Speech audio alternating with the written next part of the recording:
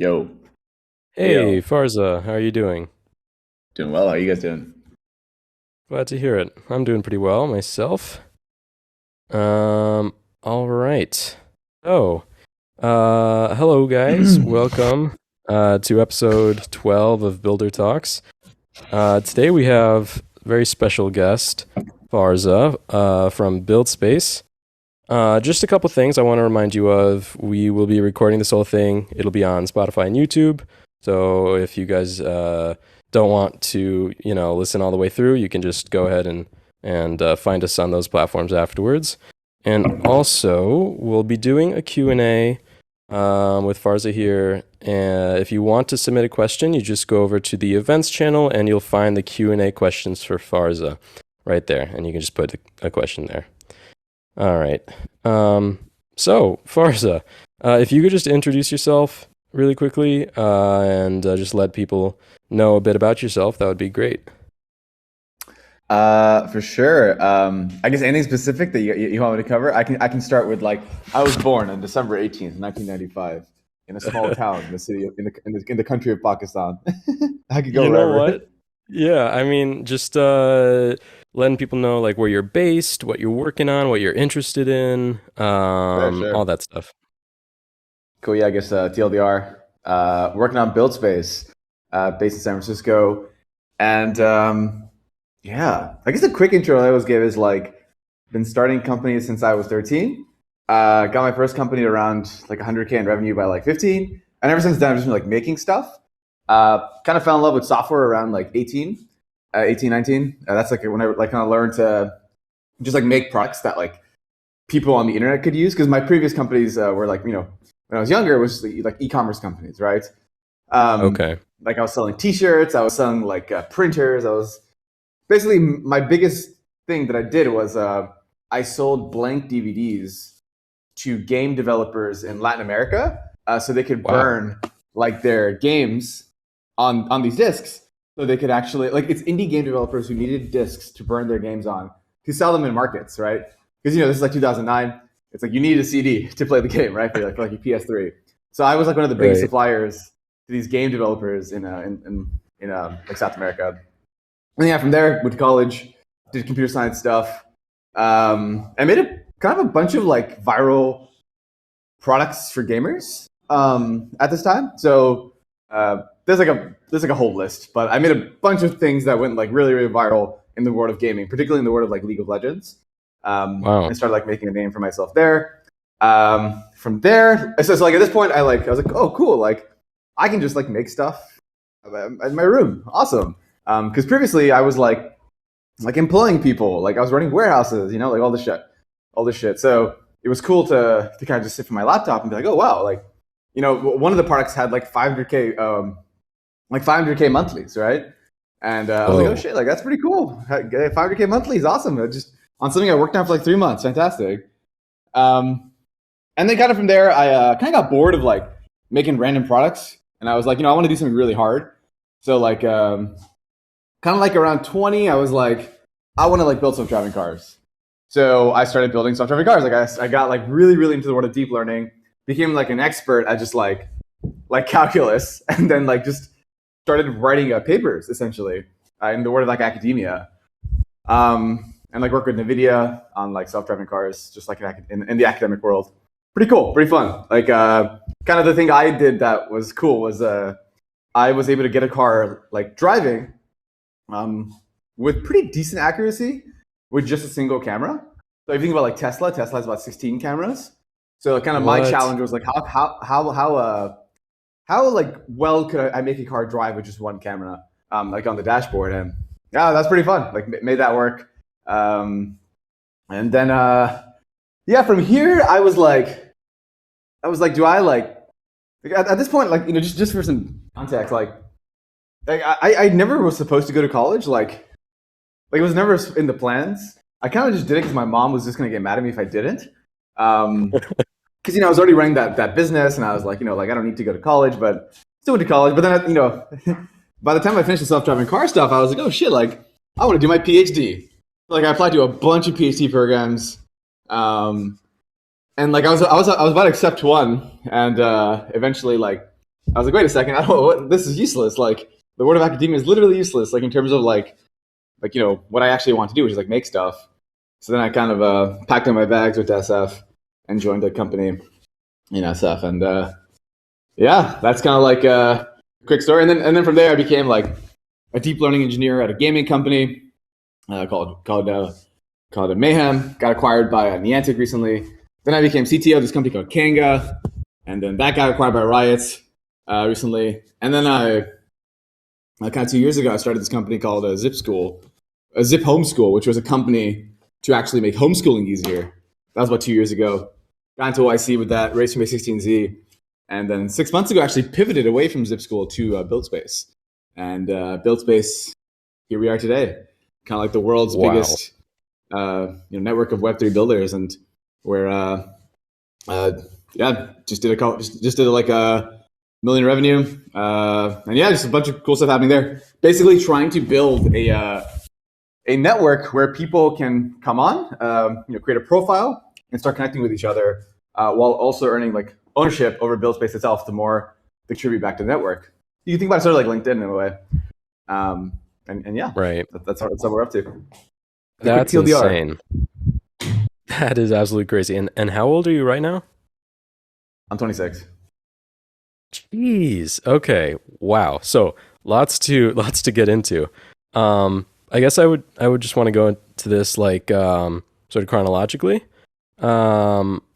What got you involved with like doing this like CD startup? And I mean, it sounds like you did a bunch of different businesses when you were growing up. And I mean, what I find cool about like what you mentioned is that you really got into a bunch of different things, hardware, software. So what got you initially interested in this? Did you have like a family member that was really into the business space, or what was it? Didn't really have anyone around me. So I grew up in outside of Miami, like a small suburb called Pembroke Pines. I guess I originally came from Pakistan. I came here and I was like, I don't know, I was around 8, and then grew up outside of Miami.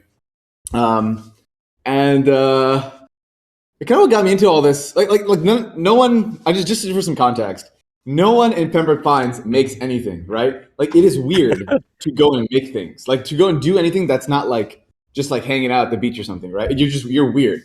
Like if you're saying, oh, I'm starting I'm doing something like that's like I'm like tinkering on something. It's just like what do you mean? Shut the fuck up. Just come here and play some video games. That's kind of like the culture right. there. So like so it's like, and then also none of my family is in this kind of like none of my family's an entrepreneur either. Like they're just kind of like they're just they're kind of just like I don't want to say normal people, but like they have normal jobs. Like kind of like my dad is was a car sales guy, right? My mom kind of just took care of us, like kind of a normal type family.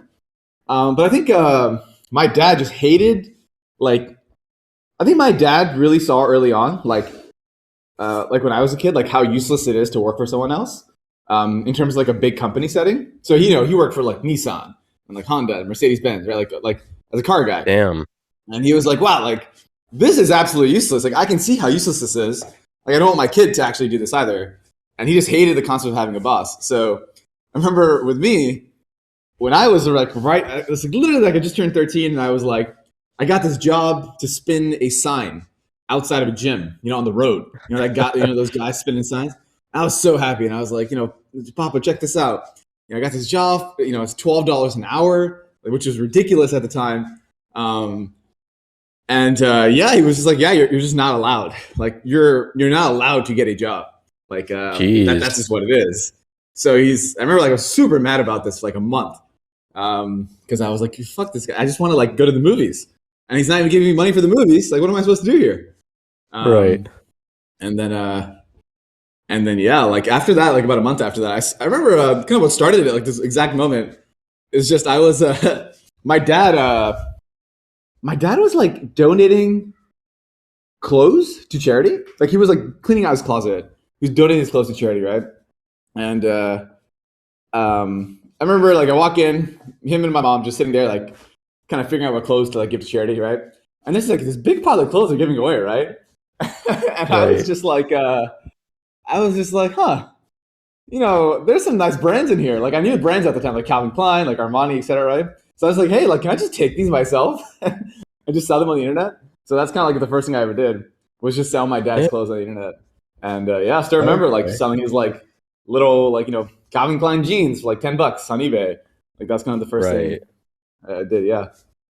Damn. Okay. So, yeah. I mean, your introduction to the whole world of business was definitely more like the old-fashioned physical, kind of like lemonade stand type route. Yeah. I mean, yeah. I guess I never dealt with like real. It was still like through like the internet, I guess. Because Oh yeah. yeah. But yeah, totally. I was already pretty internet native at this time. Like, like when I like from like the time I was 8 to the time I was like 13, just like browsing forums, sitting on like online games, talking to random people, like was already like really internet native at this point. So it was pretty natural to me to be like, well, I'm just gonna sell my dad's clothes on the internet. Like what the fuck? Let's just do this. Easy. Yeah, 100%. And how do you go from selling clothes that your guys were just like gonna donate anyway to you were talking about selling like CDs or discs for Southern American indie game dev companies. Like, how does that? How is that progression? Like, how did you go from just selling clothes to CDs? Yeah, like I'm definitely a believer in like committing to a single thing and like just kind of like seeing where that takes you. And we can call this a single company, a single endeavor, right? Right. I see like a lot of people now on the internet like just making like a product a month, and I'm like, what are you doing? Like this is useless. You will learn nothing. You may learn how to like make products, I guess, but like honestly, nothing will teach you more than just like grinding on the same thing every day for like 3 years. Like nothing will teach you more than that, right? Because it's really easy to switch stuff up and like move on, right? It's really hard to be like, I'm gonna figure this out actually. So yeah, with the clothes stuff, I mean, this is also my dad telling me in the background, like, I would always be like, I want to like stop doing the clothes stuff, but then he was like, no, you gotta like figure it out. You gotta figure it out. And I started like the problem with the clothes business was like I realized like within like 6 to 12 months that like very quickly the clothes business became like a garage sale business where like I would literally go to garage sales, like buy shit and then sell it on eBay. Like that was the business, right? My mom would I kind of find the garage sales on Craigslist or groups, Facebook pages at the time. And I tell my mom to drive me there on the weekends, and I would just like go buy stuff and then sell it on eBay. Right, that was the plan. Right. And that was fun. It made a couple $100 a month, and it was cool. I was already like making much more than like whatever my friends were making, like just like working their jobs, right? So I was like, oh, cool, like this is better, and it's funner. Yeah, man. I mean, I just realized very quickly you start to see like, oh shit, like this is not growing, like this is not fun anymore. Like it's just kind of grind. So right. Man, the CD stuff is weird.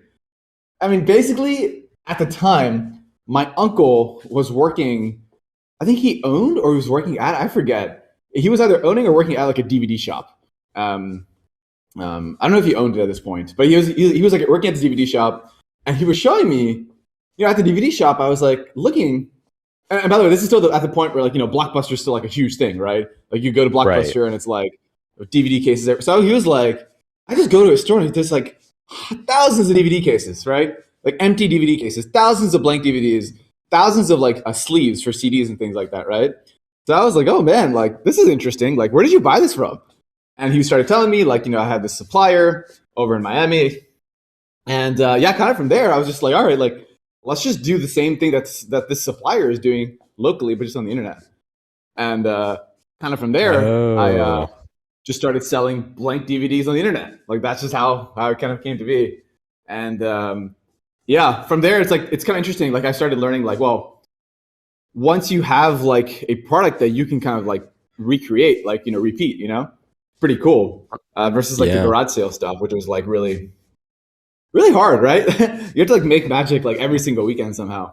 Right. It's kind of like making a movie, right? Like you gotta make them. Like making movies is like really hard. Like you gotta make magic like every single time. Whereas CD stuff, it's like, oh, I gotta make magic once, and that kind of works out. Yeah, that's crazy. Yeah. And I mean, I was checking out your Twitter profile, and the first thing I see is this device by a company called Neurosity, and you have it on your head here, and apparently it's like it's measuring your brain waves, and you've managed to hook this thing up to one of those like multicolored spin hats, and the faster There you your go. brain's working, the faster the spinner is spinning. How so clearly, I mean, you went from the clothes to the CD stuff to doing some like really like crazy high tech stuff. So I would like to Yeah. just pass this on to Bearcat to ask you some questions about that. Yeah. Sure. So like I saw that too like a couple of weeks ago when you first tweeted that, and it's really cool. Yeah. So I mean, I know a lot of people here might not know what Neurosity is and how that might work, like the behind the scenes. So if you just want to like just like briefly go over how you kind of went about building that would be really cool. Yeah, I just literally just there's nothing special. Yeah, I don't know, nothing special there. Just a Pi hooked up to Neurosity, which measures your EEG waves. But yeah, I mean, me and my friends. So even today, today what we're building is an automatic chime machine. So kind of like every 2 weeks, we'll try to tinker on something new on the weekend and try to ship it in the day. And last weekend, 2 weekends ago, was this Neurosity thing where it would make my I just tried to do something funny, like just something that would make me laugh or make my friends laugh. I was just like, oh, it'd be really funny if like I had a hat that would spin faster the harder I was thinking. That'd be pretty funny. But yeah, no, I kind of just learned about like I never done like hardware stuff, so I just kind of messed with the Pi that day the first time, and just kind of got it working. It was like my introduction to hardware. So today it's like the next level, which is like building a chime machine, which is really hard. That's like you got pumps now, and you got water flowing, and you got like things being heated up and boiling, all this shit. So no, for me, it's always been about like you start at level 0 and you keep on going, right? You just keep on committing to like a similar, like a craft that you kind of want to get better at. And that could be a company, that could be like, a skill. It could just be like working on yourself, It's just kind of just committing is like the name of the game, honestly, that I've learned. But yeah, anyways. Yeah, that's really cool. But yeah, so was that like in like this whole thing that you started, like every 2 weeks, was that your first one that you did, or were you building other stuff before that? No. I've been making stuff since I was like literally like 12, 13. Like almost like every single like 2 to 3 weeks, like I would always come up with something new that I thought was interesting. So I've been doing it for like a while, like a long time. And I started doing it a lot in college. So college was where like I really started like calling them like hack days, and I started inviting my friends over. And these hack days was actually where I made a lot of the products that like these hack days are actually where I learned to code and like make these products that like went decently viral like on Reddit and in the world of gaming. Yeah, so yeah. Yeah, I can definitely see something like this, like going huge on Reddit, because it's like something that I know the community there also would find very interesting. But yeah, that's really cool. So I guess during your time during like college and like before that, have you participated in any hackathons? Yeah, I would go to a lot of IRL hackathons. I think been to like 25 or 30 throughout college. So I mean, for context, like I still to this day feel like college is the biggest waste of time, like of all time. Like anyone going to college is kind of like, this is kind of dumb. Like for me, like even for me, like I will fully say that the whole 4 years was just stupid. But the only reason I did it was just to make my mom happy, right? Like that's it. And if my mom just wants me to go to college, that's fine. I'll do it for my mom, right? But overall, like so stupid, right? So for me, the college I went to was really bad. Like it's like ranked like 190 or something in the U.S. Like just a shitty college. And I was always like, like how do we like take like okay, we got some cool people here, like a couple cool kids. Like let's take these kids to the next level. Like let's all go to the next level together. So I'd be like I'd always be organizing the hackathons. I'd always be organizing like the events and the buses to get there and blah blah blah. And yeah, like sometimes you gotta like take it upon yourself. Because for me, Yeah. I was always like, man, this is such like a shack college. Nothing ever happens here. Like, okay, let's change that, right? And just kind of like started making stuff happen. But and just being consistent with it, you know. Yeah, yeah. Yeah. But that's really cool. And I remember the whole IRL hackathon before COVID happened. That was really good. It was like a lot went on, like more opportunities happened. But now obviously, it's been COVID has been going on for like the past like 3 years. Everyone has gotten used to online hackathons. I think like there have been like a couple few IRL hackathons since then, but most of them online. But as like since like 2019 up until this point, they've definitely gotten better. But yeah, that's really cool to see. And Yeah. even here at Builder Group, we've been hosting a lot of hackathons. So yeah, we've definitely been getting Yeah. into that too, which is like really cool. Yeah. So yeah, Hackathons are interesting. I feel like interesting. I feel like the real build, like I have a hackathon every 2 weeks by myself, you know, like or like yeah, I like invite 1 or 2 friends over. Like it's not that hard, right? Like yeah, that's all a hackathon is. Like really, a hackathon is just like 1 to 2 people or 1 to 5 people like on a table, just like trying to ship something by the end of the day, correct? So it's like, man, you could do that like yeah, like that's all I did, right? It's like we just called that a hackathon. And now like hackathons have gotten like to become this like much bigger thing, which is kind of interesting. I'm not sure if I agree with all of it, but overall, yes, hackathons pretty awesome. yeah. But yeah, you could probably do I mean, anyone in this room could probably do an IRL hackathon, like tomorrow if they wanted to. Just like I don't know, invite your brother, or invite like your neighbor over for a day, and say you're gonna Yeah, hack on for like the sure. Neurosity or something stupid. Yeah. Yeah, I mean, I guess hackathons don't always have to be like with a bunch of people. It could be just yourself too, or just like a couple of friends. So yeah, Yeah. Yeah. Yeah, for sure. All right. So I know you mentioned working at Mayhem and Conga.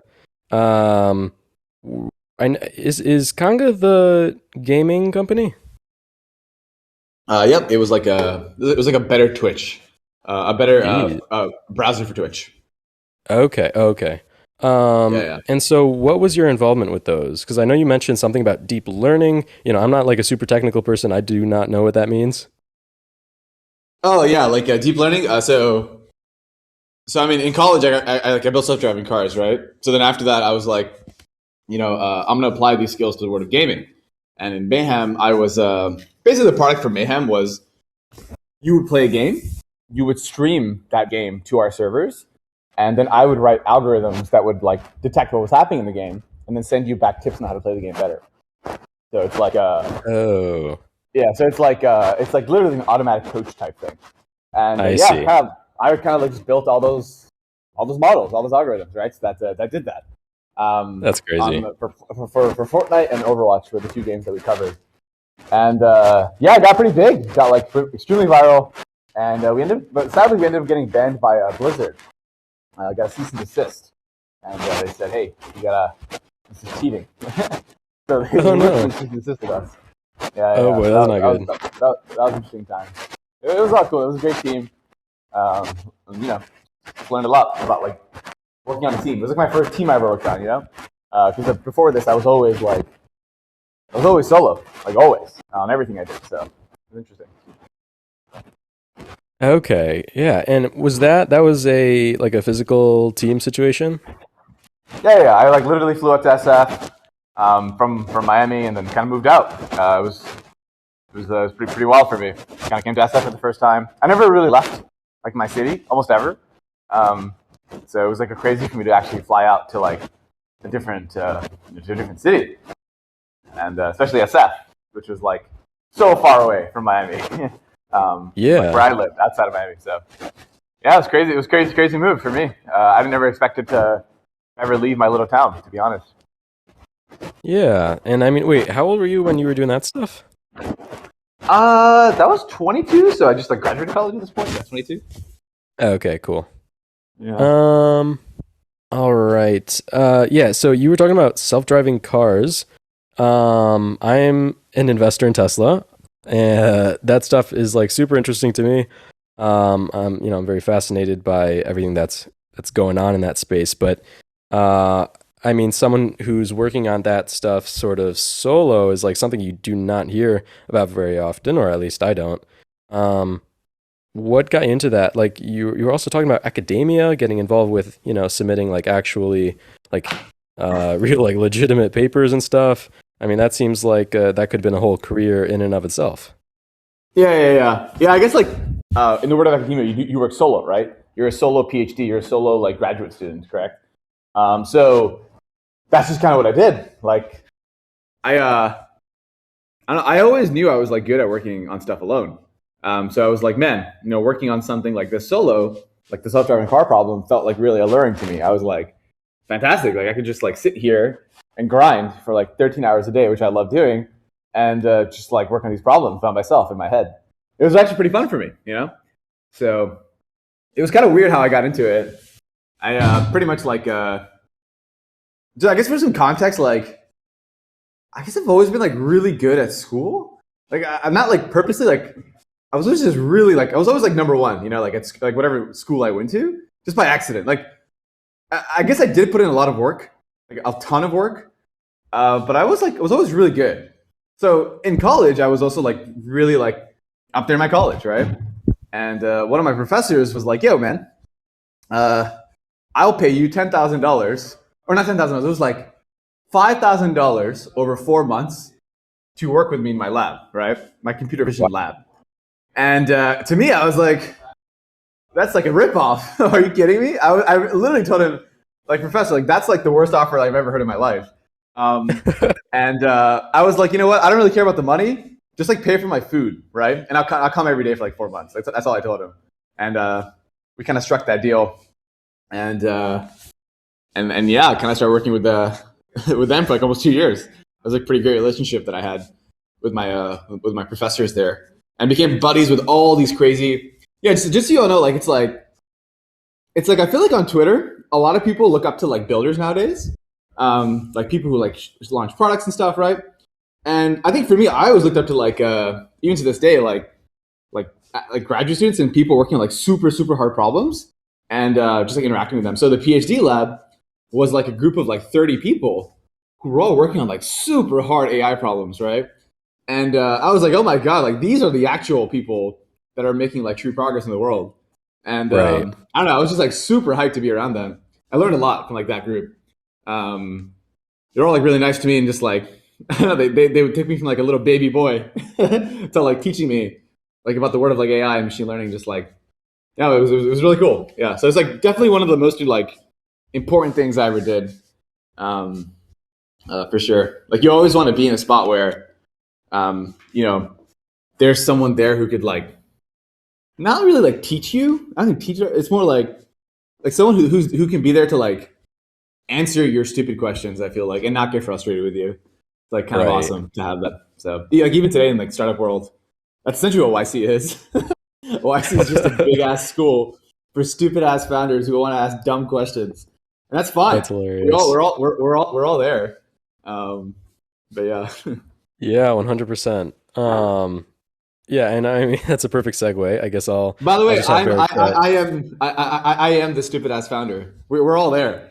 I don't think you ever become that stupid. I don't think anyone ever becomes like a smart founder necessarily. I think we're always just stupid in like our own ways. Whether as like a founder, whether as an engineer, like I don't know. That's like my take though. Yeah. Yeah, I mean that makes sense. That's something that's probably pretty good to keep in mind, for people who are just starting out, especially because I think it's super easy Yeah. to get, kind of frustrated if you're not seeing progress, and to assume that it's, it's your fault for not knowing certain things. But yeah, I mean, that's exactly why we have YC, just like you say. Yeah. All right, and so yeah, I mean, just to get more into YC, I guess Barrett wants to ask some questions about that actually. Yeah. So like as you know, obviously, Buildspace has been funded by A16Z and YC. So I guess how do you guys end up there? Like when did this happen? When did you guys get funded by YC and A16Z? And why did you guys choose them? And why did you guys choose to apply to them?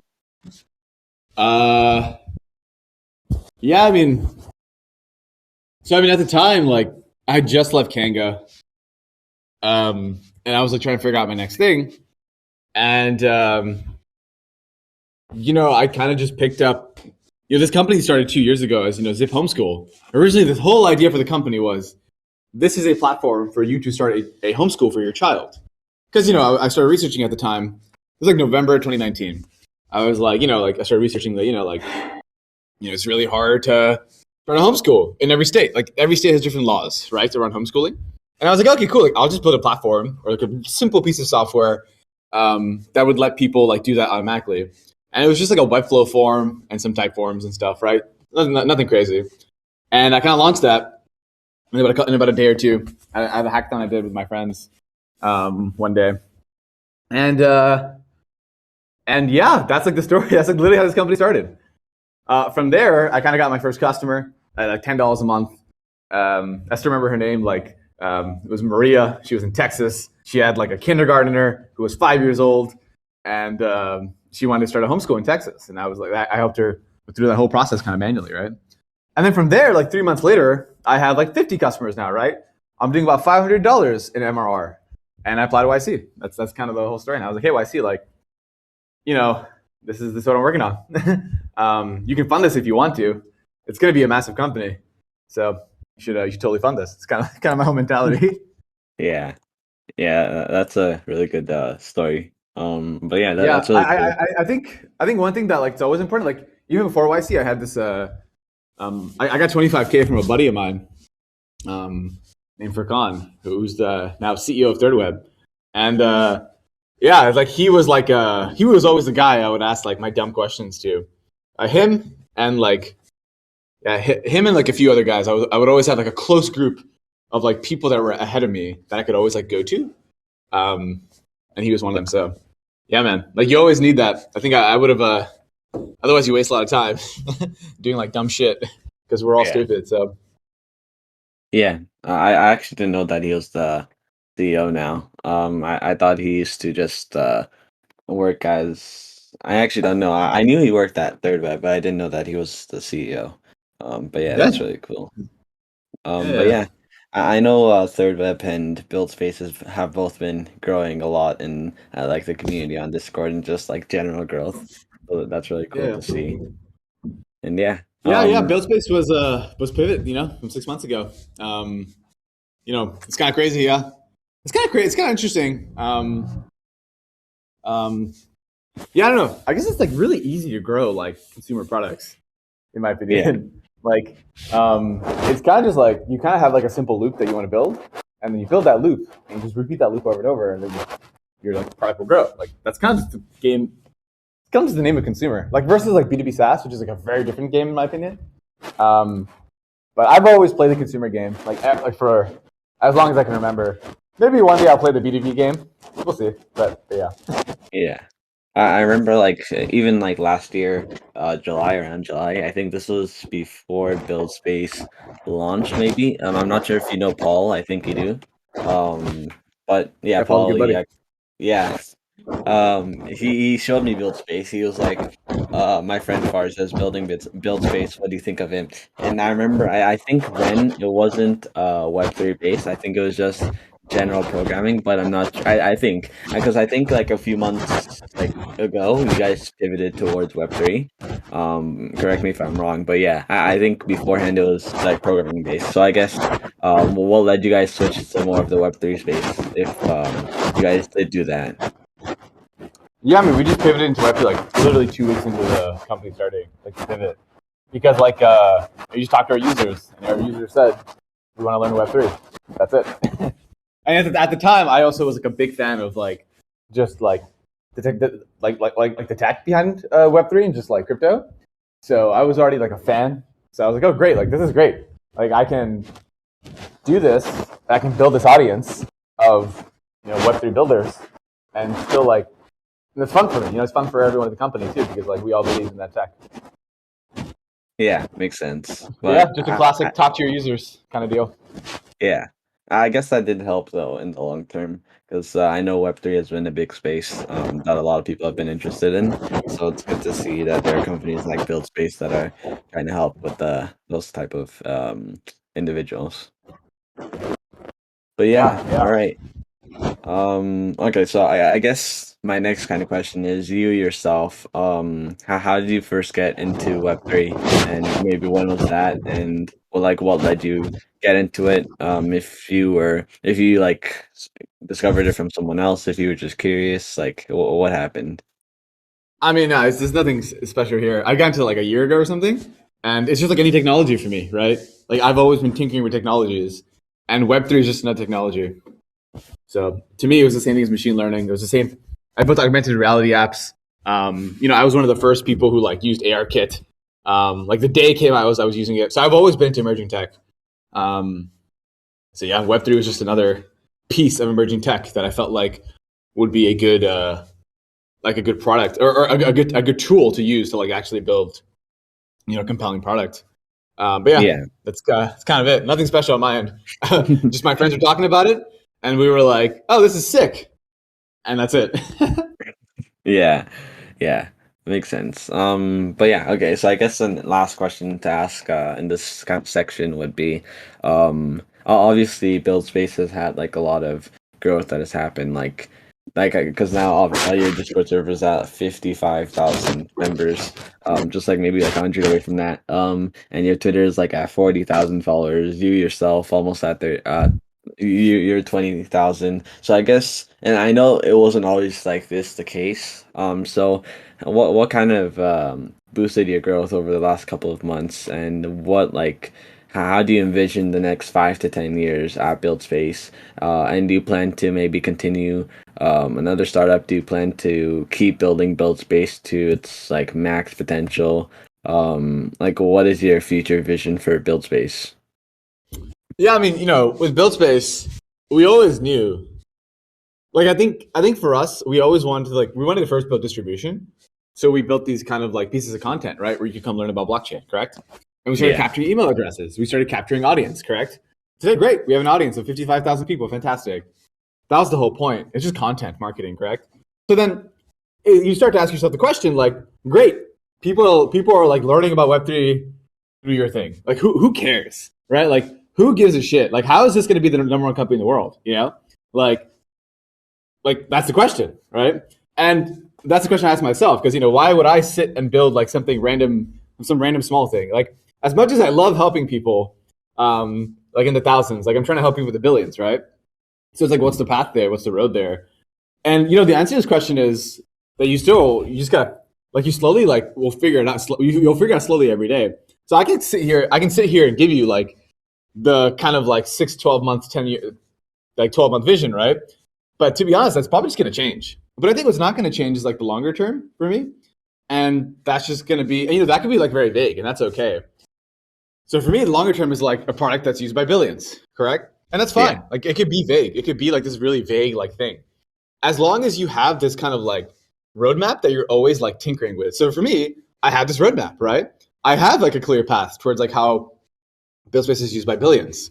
And I think as long as you have that, that's good. Like, just like, what's your next month look like? What's your next year look like? And what's your next 10 years look like? That's all you have to know. And your 10 years could be like really vague.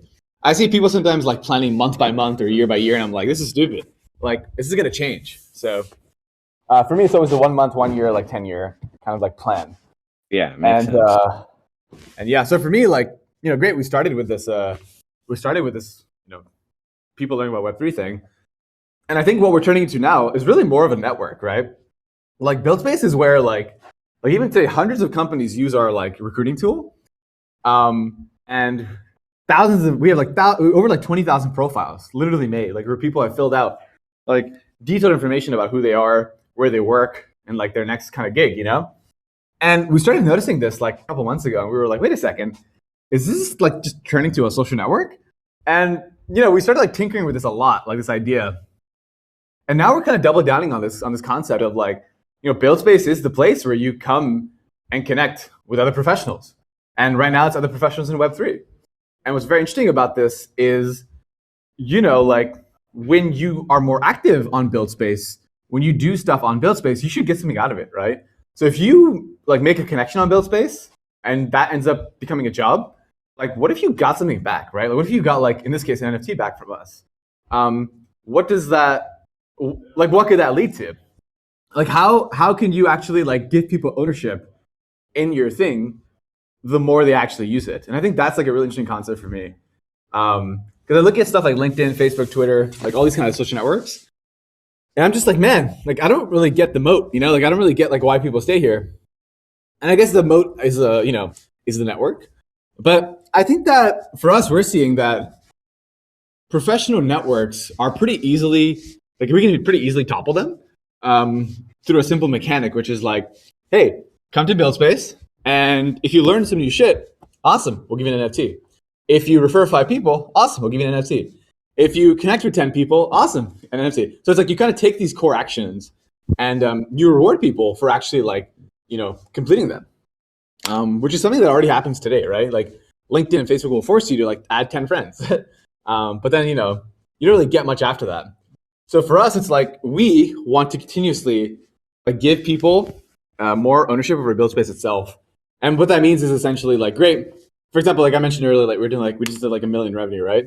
Great. Like, let's put that revenue back in some public treasury, like some percent of it, right? And let's let our NFT users or our NFT holders, like, fully govern that treasury. Like, that's pretty cool, right? And then we're already seeing this, right? So we started up Buildspace India, we started Buildspace Women, we started Buildspace Africa, Buildspace Founders, where we fund companies, and it's pretty sick. So if you're an NFT holder, you can actually participate in those groups and, like, actually get a hold of that cash for yourself, for your own stuff. And yeah, I don't know. I think there's something really interesting there long term. Yeah, just tokenized communities in itself are really cool. But again, like, all of this is so early. Where, like, this is probably going to change, like, next month, and that's fine. That's okay. But yeah, a pretty long-winded answer for you, but Yeah. Actually, I'm sorry. I just want to ask a question. I'm super into community building, but I don't know what a tokenized community is. Can you explain that? Yeah, I don't know what it is either, to be honest. I think, like, for me, there's some communities that are, like, fully tokenized. Like, you need to hold my token or, like, literally my, like, my Dogecoin or whatever to, like, get in this community, right? And like, the community then has, like, a token that goes up in value that you can sell, and that's, like, one way to go about it, right? Where you have literally, like, this literal speculative asset that you can make money on when you're in the community. So that's one way to do a tokenized community. I think, like, another way, the way we're pursuing is like no liquidity off the bat. So, like, you can't, like, just randomly come to this community and make money off of it, which I think is, like, kind of dumb. Which I think is, like, sorry, I think that's the right way to do it. Like, where you don't just, like, straight up offer cash to people for joining your community. Like, let's just say Builder Group had a coin, right? And you needed a Builder Group coin to enter the Discord, like, and then, like, you could sell your Builder Group coin on Uniswap to, like, make money off of it now, right? It's like, I feel like Builder Group would just get full of just a bunch of people who want to make money off Builder Group coin, and that's just the game. That's just how it works. That's, like, people are gonna, like, always, try to make money. So I think, like, the way I see it is more interesting is, like, the way we're doing it, where, what if Builder Group instead had, like, NFTs that were non-transferable and not liquid that they gave to their community owners and their community winners for good things that they did in the community, right? And then once that happened, they would have, like, further ownership over what Builder Group did next. They would actually have, like, they would actually be part of the, they would have a seat at the table whenever the decision was being made. And I think that's, like, 10x more interesting to me. I think to users as well, but. Cool. Yeah. So basically it's just getting the whole community involved and really, like, entrenched in Web3.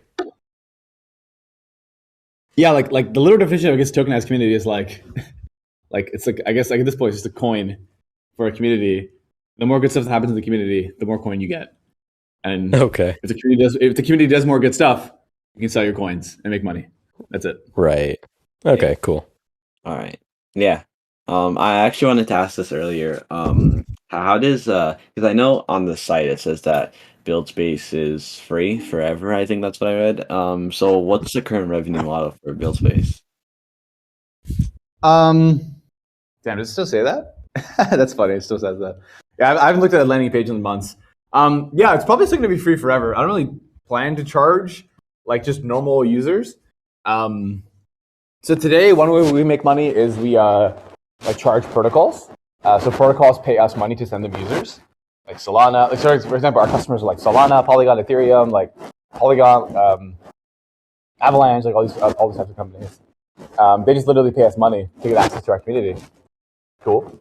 And I think longer term, it's gonna be interesting. I really like this concept of like a more premium model for perhaps companies, kind of like a LinkedIn type tool, because then LinkedIn makes most of its money off of their recruiting tool. I think that's interesting as well. Like Buildspace already has like 20,000 profiles, and we're like growing like by 1,000 every couple of days. And it's like, man, what if we just open this up to like more companies? Like, would they pay for such a tool? We're already having companies like, so for example, like today, a lot of Web3 companies hit us up, like Coinbase or like, I don't know, like random NFT projects or gaming projects, like all these like random Web3 projects that you see that are funded now, right? But now we're actually getting a lot of like companies hit us up, like Disney. Like Disney's like, I'm just looking for a front-end engineer, or I'm just looking for a marketer. Can you help me? And the reason for that is because Disney would normally go to LinkedIn, but now no one's like active on LinkedIn anymore, right? It's like but we have like a large group of like marketers, designers, developers active on Buildspace, which is interesting. And they're like, they just want to be where the most activity is. So I think there's something really interesting there. I'm not sure what it is exactly, like what the exact model is, but I feel like some model around, larger enterprises, larger companies getting access to our network in like a more premium model, premium fashion is interesting. But yeah, I do have this mentality of like, I don't want to charge like normal old end users like ever. It should be free for them. Yeah, that's really cool. Yeah, I just had that question I just wanted to ask for like such a long time, because like I was really confused how you guys were making money, but I guess that kind of clears it up. But yeah, Yeah. The answer is with any company. This is how we make money today, and that could probably change. yeah. All right. So I guess we're almost done here with our questions. So for the next one, well, you yourself, have there been any technologies that you've wanted to learn in the past couple of years, or even this year? Yeah, I think brain hardware tech is really, really interesting. Like, if I was like, I don't know, I feel like 13-year-old me would just be like buying all the brain hardware technologies, like the Neurosities of the world, the Muses of the world, like all these types of companies. I'd be buying all of them. And I'd just be fucking with it. Like, I'd just be like tinkering with them. Yeah, I just think that's like that to me is like a really interesting space. Like, if I had to think of the next big, shift in how like, we as humans operate, I feel like it's going to be like technologies that interact with our brain, or even just with our body parts, right? So it's like, I'm also really interested in like technologies that relate back to things that capture our body's movements, right? So now, for example, I was looking at these gloves. They make these gloves that can accurately capture how your fingers are moving, right? So that's really cool. It's like, what can I do with that? Like, can I like create like a keyboard with that like glove? So do I even need a keyboard anymore? Like, probably not, right? Could people who have like hand problems, like for example, like I had carpal tunnel, like around 19, like I would have loved that product, like because then I would have been able to type without a keyboard, which gave me so much pain. Could games be built with that glove? So I think like those two things really like capture me today, like brain hardware tech and like tech that actually captures like your body's movements. Even like your eyes, right? Like I was messing with this piece of tech the other day. It's an infrared camera that captures your pupils and it captures all your eyes movements while you're using your computer. And that's like really cool. It's like, what can you do with that? Like, if you can capture your eyes movements all the time, like what if you built that into some glasses? What if you built that onto like your desktop computer and you just had it on all the time? Like what if I could just blink 3 times and open up Zoom or something? I don't know, dude. Something random. I think those two things are just like really like super interesting to me. So I would, if you guys ever, if you all ever want access to these things and you don't have the money, just let me know. Our treasury will fund founders or just builders that actually want access to this stuff, because some of it's pretty expensive. Like the infrared eye stuff, like $1,000. Neurosity is like $1,000, but they have $100 a month plan. But yeah, we just funded a guy the other day, like He's like 16. He's just like, yeah, I just need $300 to work on this like really hard problem related to like disabilities. Like to help people with like, I think his problem was like to help people, in wheelchairs who can't move their arms, to actually use their brain to just like do simple things like unlock a door, right? And yeah, I just think that like it doesn't cost a lot of money to start tinkering with this stuff. But yeah. Yeah, that's really cool. But yeah, I think going back to the original question here, I think what I'm getting at here is that you're more interested in like the machine learning Web3 type of space. Like that's where you're like pinned down at, which is like really cool. I haven't gone into that space that much, but based off of everything that you've explained, it seems like a really interesting and fun space to be in, with a lot to do and large potential, especially in the future. A lot of people getting into it, but that's very cool. Yeah. Yeah, I think like don't get too captured by like technologies. I'd say, because I think people call it a Web3 space. Like just let's just remove Web3 for a second, right? Let's just call it the machine learning space. Like there's no, I don't know. I think there's no value to machine learning in just on its own, right? The value to machine learning is like, what is a problem I can solve with machine learning that's actually useful? Like, that's always what it comes down to, right?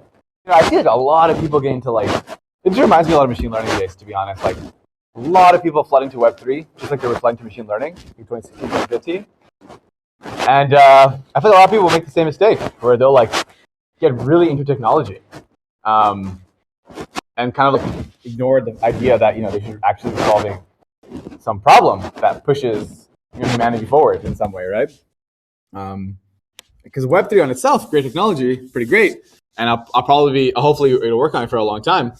But it's just a tool, just like machine learning is a tool, just like the Neurosity, like brain hardware stuff is a tool. So I don't know, just like a note there, I guess. It's something I used to tell myself a lot, because I've been in the trap of just like joining stuff because it was hype, and yeah. But I don't know if you have any thoughts there, but All right. Yeah. Yeah. That was really good put. But yeah, I guess one way that we can kind of finish this off before we kind of move on to the Q&A by Ari. Well, I know you've done like a lot when you first started, like 13, 14 years old, up until this point, like 26. So to everyone else that's like younger, in their teen years right now, what advice would you like give to younger people, to get? yeah. And I know this is a huge question, and you might have gotten this asked a lot, or maybe not, but we like to kind of ask this for all of our speakers at these talks. Sure. So yeah, I guess how old are you and Ari, by the way? Me? Yeah, how old are you and Ari? Yeah, both of you. Oh, Ari is 17. I'm 13. And then the other two on the team are 15 and 14. Cool. Yeah. So I guess I've been exactly where you're at. Like it's kind of funny. It's kind of wild, right? Like Yeah. It's kind of weird. It's kind of funny. I remember you. By the way, this is like my first talk I've ever done. Like I don't do talks. Like I don't want. Like I don't. I don't. I reject all like invites to everything. I'm just not interested, right? Like I don't go to events, blah blah blah. I just want to like sit in my room and make stuff, right? And then people can use my stuff. But, I saw this one and I was like, this is sick. Like this is like I probably would have wanted to listen to someone like myself, back when I was like 14, 15, right? So, and I don't know, maybe I'm not the best one, but I don't know. Maybe I wonder if 13-year-old Farzan listens to me and cringes, or if he listens to me and like says hell yeah. I don't know. I hope he says hell yeah. I think he would. 100% yeah. I don't know. 13-year-old Farzan, a hard man to please for sure. A pretty bratty kid. A little bit too much ego on that guy. But I think my number one thing, like for sure, is I kind of said it earlier, but like, man, just like commit. Just commit to one thing, and go as hard as you can on that one thing for as long as you can. And like no matter what that is. So for me, it was like a DVD business that I worked on for almost 7 years, right? that like blossomed into like I pivoted the DVD business into a t-shirt business, and I pivoted the t-shirt business into this other thing, right? It's totally fine to like pivot, right? The same thing, as long as it's a kind of similar thing. And the reason I say this is like, the reason I say to like commit to one thing and then be okay with pivoting is because it's like you want your learnings to compound over time, right? So I remember I saw this one guy apply to Buildspace, and I was like, he had like 6 products, right? Like 6 links, like, oh, look at all this shit I launched on Product Hunt, right? And I was like, man, like, did you actually learn anything? Like, I wonder. Because like the only way you learn is by launching it and then sitting on it and then launching, and then continuously launching like in a similar space, right, over time. So I've always like treasured that, and yeah, like even today, I have my own founder friends, right? This is a problem. Like they have a hard time committing to like a single thing. They'll like be pivoting like every month to like a new thing, like a crazy new thing, right? It's one thing to pivot, but it's one thing to pivot every like 2 to 3 months to like a completely different new thing. Like you're working on like sushi one day, and then you're working on machine learning the next day. Like that's crazy. Yeah, I guess all to say, just commit, man, and commit, and always follow, like always like track your like how much something is growing or how useful something is, because you don't want to be that guy, or you just don't want to be that person who just is like working on the same thing for like 10 years and it's still being used by like 5 people, right? Like just 100%. A failure at this point. And that could be fine. Maybe you want that. It's all up to what you want. Like maybe you don't care about like use. Maybe you just want to be like an artist in your room with like 5 people who love you. And that's for 10 years. That's fine. But just like know what you want. Like, so for me, I told myself really early on, like, I'm going to commit to this, like whatever I do, and I'm going to make sure like I hit some basic goals. So remember my first goal for like the eBay thing was $100 in revenue. And then my first goal for like the self-driving car stuff was, I'm going to actually ship this like model to like this percentage of accuracy, right? Like that was like my thing. Like, I want it to be this % accurate of this car. And same thing with Buildspace. Like, I want to hit this number by the end of the month or this number by the end of the year. And just, make sure you stay aligned to those, which is pretty hard, right? As like a kind of a younger person. It's kind of a weird way to think as a younger person, because you may just want to explore. And I don't know. I think I explored a lot, but I always was like pretty aligned with committing to one thing. Like you can explore and commit if you can explore and commit. So man, I explored a lot in e-commerce, right? Like a ton. And I think that worked out better for me than if I was like jumping from e-commerce to something else, right? So yeah, even to this day, I give myself the same advice. Even like today, like 26-year-old me, it's like the same thing I would tell myself. Yeah, if I could give any advice, and I usually don't like to give it any. Please don't take this as advice. It's just words that are coming out of the mouth of some dude on Discord that you don't even know, that just runs some company that you heard of on Twitter, right? It's like great, like just take it with a grain of salt. These words are not gospel, but hey, this strategy has worked pretty well for me so far, and it's kind of brought me happiness, right? So at the end of the day, it's all about being happy. So like being a builder 100%. And being happy is very hard. It's super hard. It's very easy to be a depressed builder, always sad with what you've built, and always never happy, right? Pretty hard to just be like a happy builder. So yeah, you got to optimize to be a happy builder. So yeah, no, 100%. I think that's really, really good advice. I think a lot of people in the community do struggle with kind of hopping from like project to project. If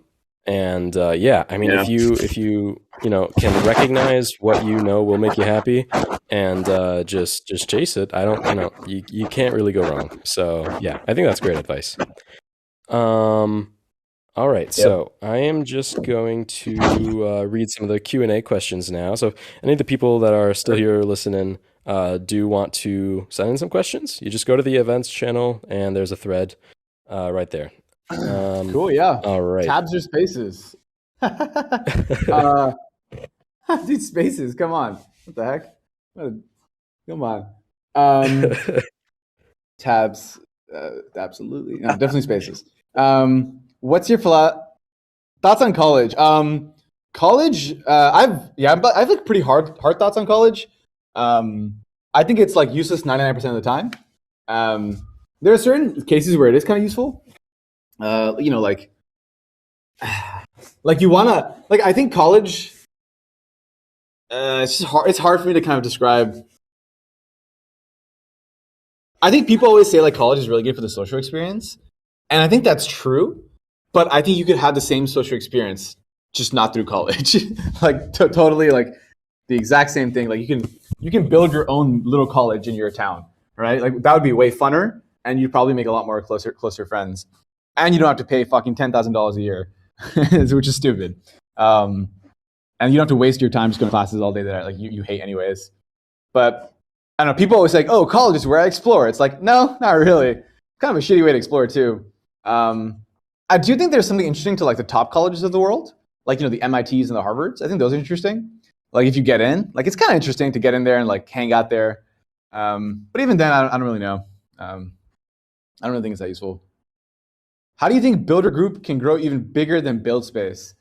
I think Builder Group has like it's hard because Builder Group is a community, right? So Right. Buildspace is like becoming at least more of a product. And I think communities will not ever become bigger than products. Like Facebook is bigger than any Facebook community, or Facebook is bigger than any community that exists on planet Earth, right? So it's like, Right. you know, maybe a Builder Group doesn't want to be bigger than Buildspace. You know, that's fine. Like you just want to be a community of like 10,000 people who love each other, and that's actually better. You know, we've saw this problem at Buildspace too. Like at 50,000 people, like the community is not as close as it used to be, like by far, right? And I think that's fine because we're trending more because we're actually trying to build a product, right? Versus like a community, but a community does help. But yeah, that's I'm not sure if that was a joke question, but I do give I dropped a serious answer there, I guess. Yeah, well, I appreciate it.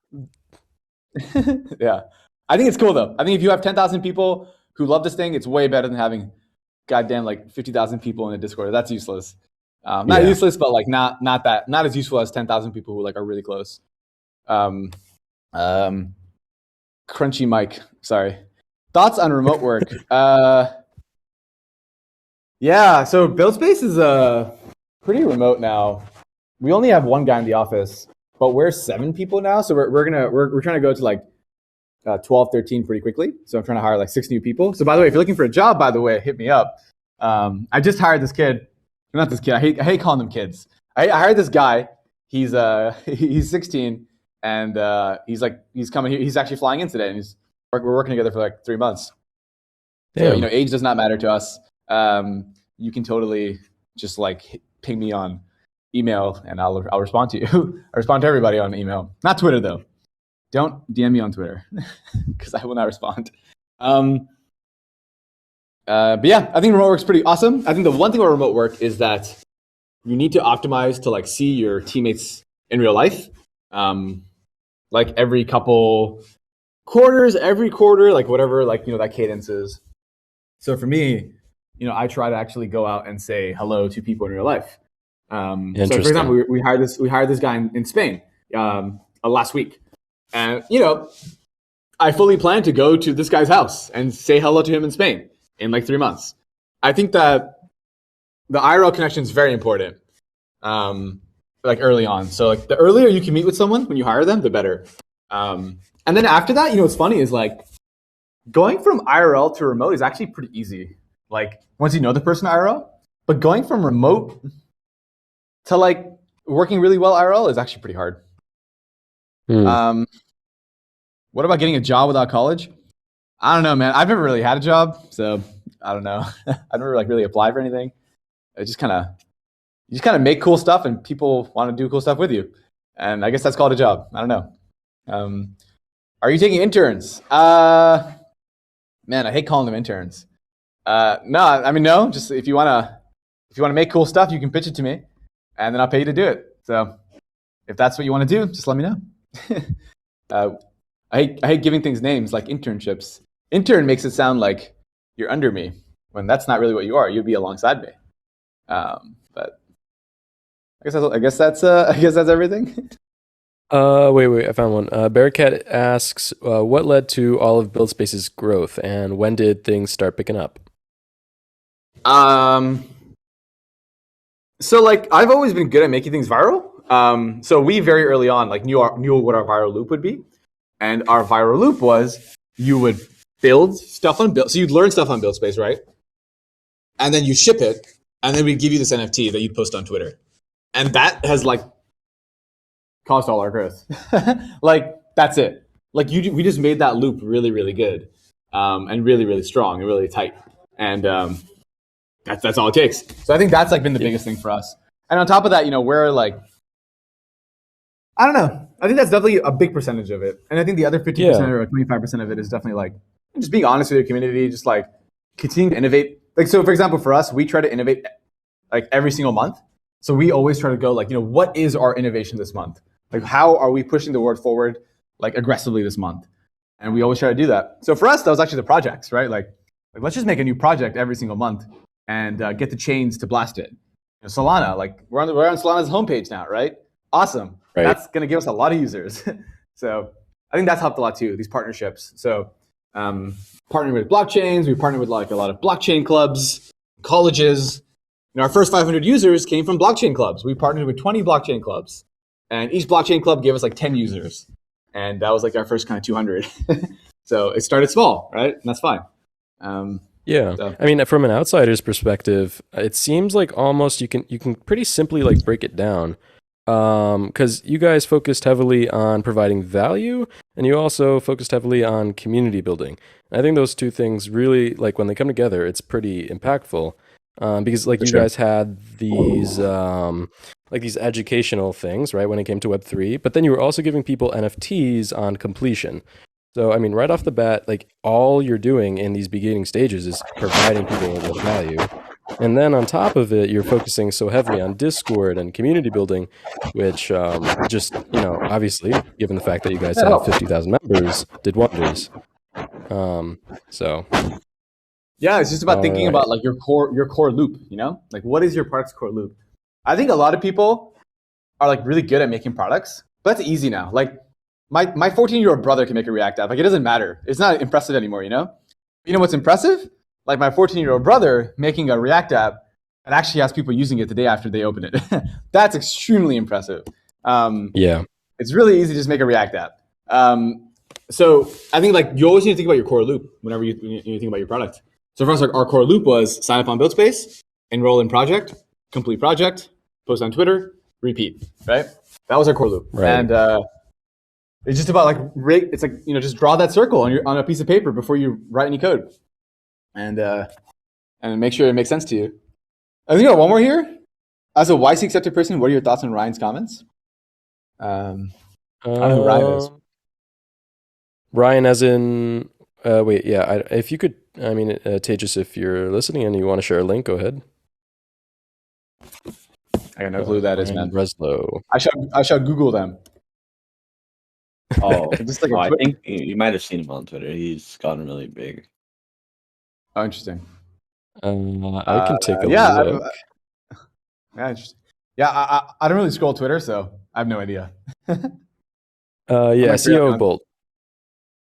Yeah, I'm not sure what the comments are. Yeah, me neither. Yeah, it's all good. All right. Well, by the way, scrolling Twitter very bad for your health. Just like it's like just like don't scroll it at all. Like only DM people that you think are cool. Like don't scroll Twitter. Yeah. Why Combinator is not worth it? A thread. I'll read this. I'll check it out. I think I saw this actually. Oh yeah, I saw this.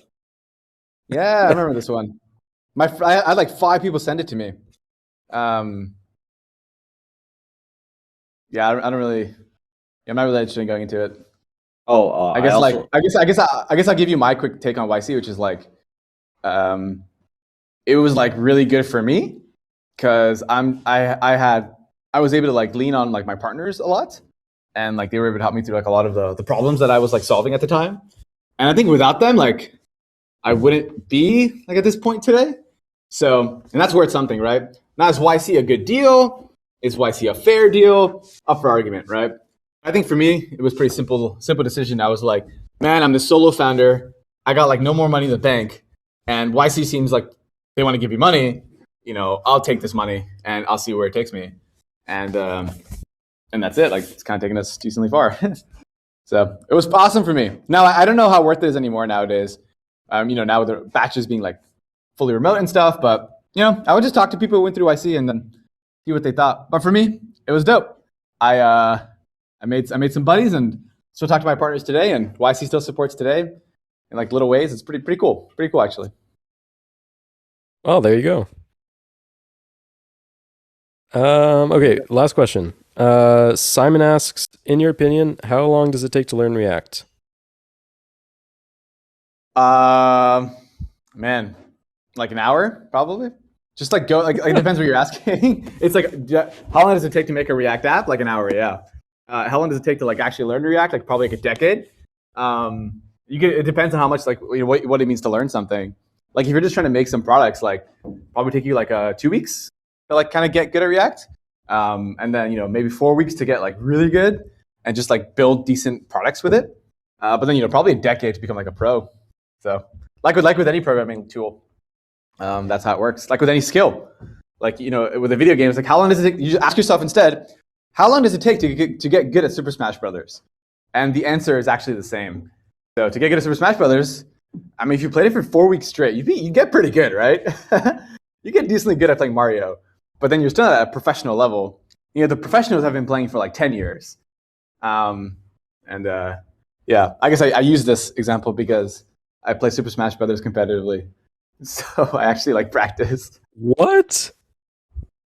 Yeah. Oh, that's insane. Jeez. What was Buildspace right. like when you decided to apply to YC? $500 in MRR. It was a children's education company. It wasn't even Buildspace. So there you go. Well, so you guys really pivoted.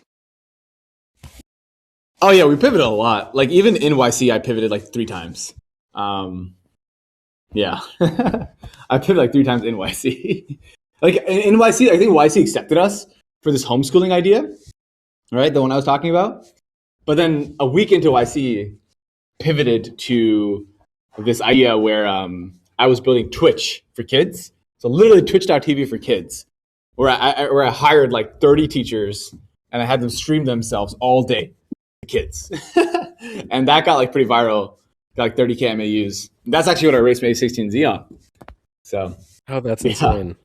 Lots of little pivots there. I do online schooling right now. So if you continued on that path, there's a pretty big chance I could have ended up attending. Oh yeah, probably, man. But hey, I hope that you build something that is. I hope that you build something. I hope you all build something that's like pretty interesting long term. I think it's hard to find what you want to build long term. But I don't know. It's a cool little group. I've been in this Discord for a while. I always look through the chat. And I always look through the project ideas, and yeah, oh, that's awesome. Good little group here. Happy to support any way I can, and yeah, hopefully you guys like just keep on making stuff. Don't get too distracted by the noise. Don't be scrolling Twitter. Just go and make some stuff. Go and make some stuff. That's it. 100%. Thank you so much for giving us your time, Farza. Yeah, thank you Cool. for No worries. the amazing talk. Hey, go no worries. All right, guys. See you later. Bye bye. All right. See ya. Bye.